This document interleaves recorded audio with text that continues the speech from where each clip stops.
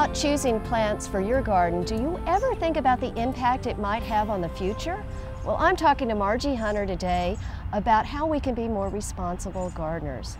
Margie, I really appreciate you coming out here today to talk about this. And I'm a little scared. I've been reading about exotic pest plants, and it sounds like a very scary issue, but can you give me a definition of what an exotic pest plant is? Sure. An exotic pest plant comes from somewhere else in the world, but yet when it gets over here, it grows well.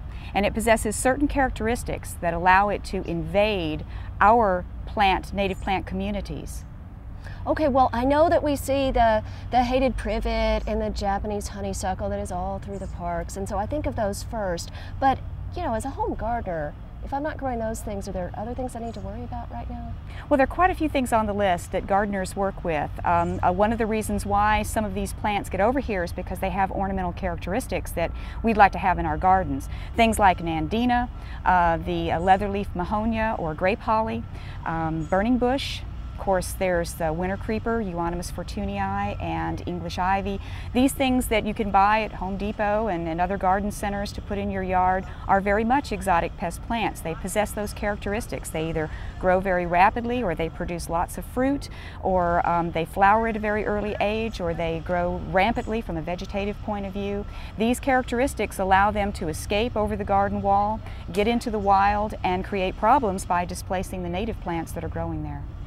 Well, now, I understand about the things that creep and the ivies and those types of things, but, oh, come on, nandina bushes, what, am I really causing a lot of harm with some of these plants in just my garden?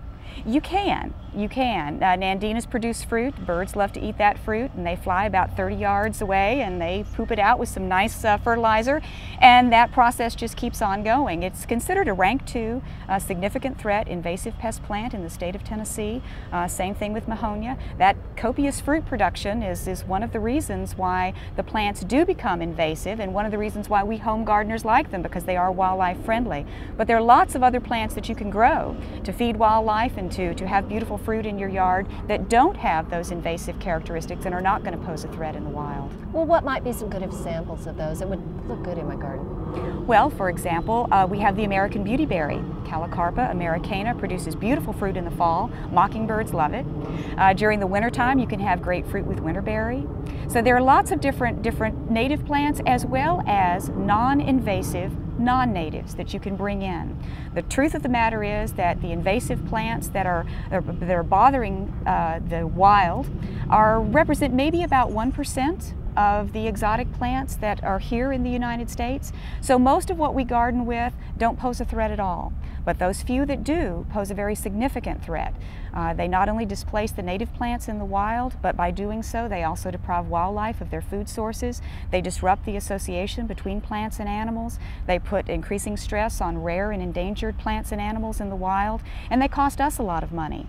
A lot of money is spent, many tens of millions of dollars every year, on eradication efforts for exotic pest plants, as well as crop losses for farmers and land loss, wetlands, forests.